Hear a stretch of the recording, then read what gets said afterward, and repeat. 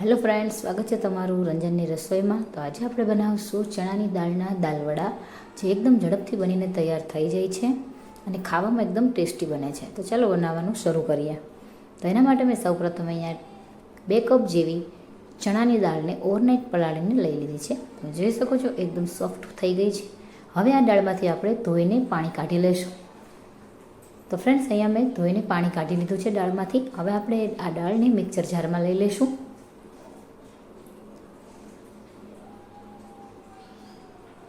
તો બધી જ દાળ મેં મિક્સર જારમાં લઈ લીધી છે।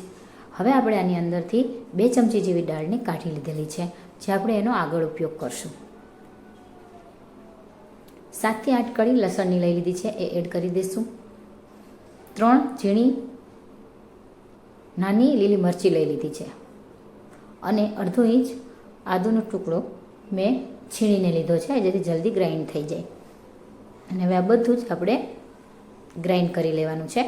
કરકરું દળવાનું છે, દરદરું, બહુ વધારે ફાઇન પેસ્ટ નથી કરવાની। તો ફ્રેન્ડ્સ, ચણાની દાળ આપણી પીસાઈ ગઈ છે। તમે જોઈ શકો છો એકદમ સરસ એવી કરકરી પીસાઈની રેડી થઈ છે। આ પ્રમાણેનું ટેક્સચર હોવું જોઈએ, દાણા દાણાવાળું। તો હવે આપણે આ મિક્સરને એક વાસણમાં લઈ લેશું।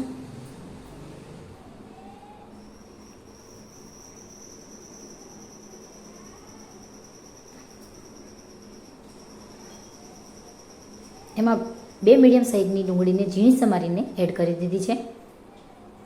હવે આપણે એમાં થોડીક કોથમીર એડ કરશું। જે આપણે 2 ચમચી દાળ આખી કાઢીને રાખી છે એ એડ કરી દઈશું, જેનાથી એકદમ સરસ ક્રિસ્પી ટેસ્ટ આવશે। સ્વાદ અનુસાર મીઠું એડ કરી દીધું છે અને બાઇન્ડિંગ માટે 1 થી 2 ચમચી ચોખાનો લોટ એડ કરી દીધો છે, જે તમારે આગળ વધારે ઓછો કરવાનો રહેશે। 1 ચમચી ધાણા જીરું પાવડર એડ કરી દીધો છે અને થોડોક ચપટી એવો ગરમ મસાલો એડ કરી દેવાનો છે। હવે આ બધું જ હાથની મદદથી સરસ રીતે મિક્સ કરી લેશું। આ સમયે તમને એવું લાગે કે બેટર છે એ ઢીલું થઈ ગયું છે કે પાતળું લાગે છે, તો એમાં તમે ફરીથી થોડોક ચોખાનો લોટ એડ કરી શકો છો। તો સરસ રીતે આ મિશ્રણને મિક્સ કરી લેવાનું છે।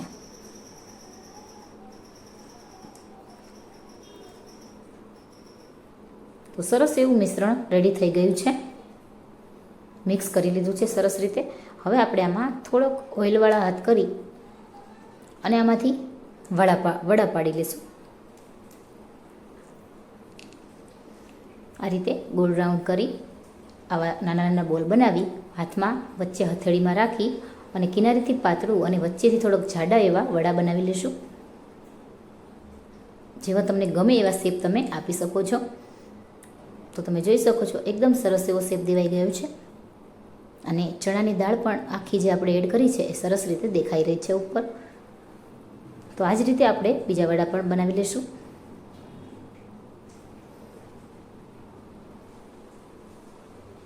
એકદમ હળવા હાથેથી પ્રેસ કરવાનું, બહુ વધારે નહીં પ્રેસ કરવાનું, તો દાળ વડા તૂટી જશે, કરકરો ભાગ હોય છે એટલે।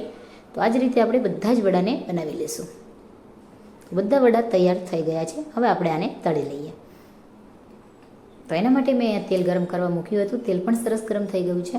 હવે આપણે એમાં વડા મૂકી દઈશું। તો હળવા હાથેથી મૂકશું અને ધ્યાન રાખવાનું કે વડાને આપણે એડ કર્યા પછી તરત નથી ચલાવવાના, નહીંતર છે એ તૂટી જશે। તો એને 2 મિનિટ પછી આપણે ચલાવશું। તો 2 મિનિટ જેવું થઈ ગયું છે, હળવા હાથેથી એને પલટાવી લઈશું।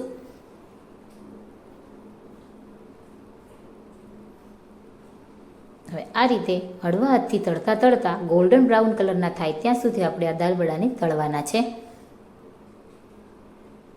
તો ફ્રેન્ડ્સ, શરૂઆતમાં ફ્લેમ થોડીક મીડિયમ રાખવાની અને એમ થાય કે થોડાક પલટાવી લીધા છે અને સહેજ કલર ચેન્જ થવા લાગ્યો છે, પછી આપણે ધીમી આંચ કરી દેવાની, જેથી અંદરથી પણ એકદમ સરસ ક્રિસ્પી અને સારી રીતે દાળ છે એ ચડી જાય।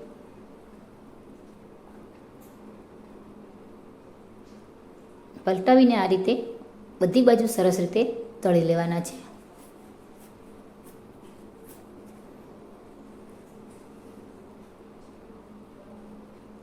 તો જોઈ શકો છો તમે, કલર એકદમ સરસ ગોલ્ડન બ્રાઉન કલરનો આવી ગયો છે। એકદમ ક્રિસ્પી અને ટેસ્ટી એવા દાલ વડા તૈયાર થઈ ગયા છે। હવે આપણે આને એક વાસણમાં કાઢી લેશું.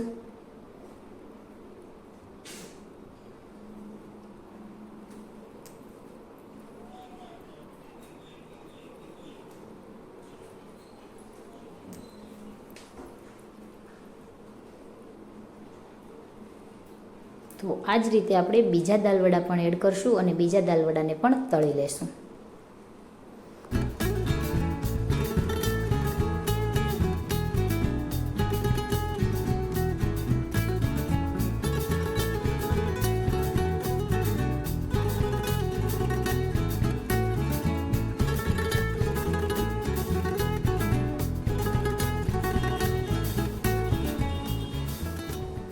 તો બધા જ દાલવડા આપણા તળાઈને રેડી થઈ ગયા છે.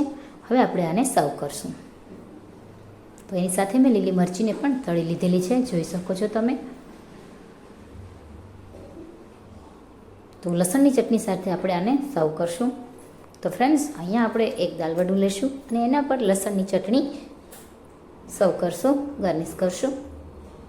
હવે આપણે આમાં ઝીણી સમારેલી ઉપરથી થોડીક સૂકી ડુંગળી, ઝીણી સમારેલી ડુંગળી એડ કરશું. અને ખાટું ખાવાના શોખીન હોય તો એના પર આપણે લીંબુનો રસ નીચોવીને ખાવો, બહુ જ ટેસ્ટી અને સ્વાદિષ્ટ લાગે છે. તો તૈયાર છે આપણા ચણાની દાળના દાલવડા.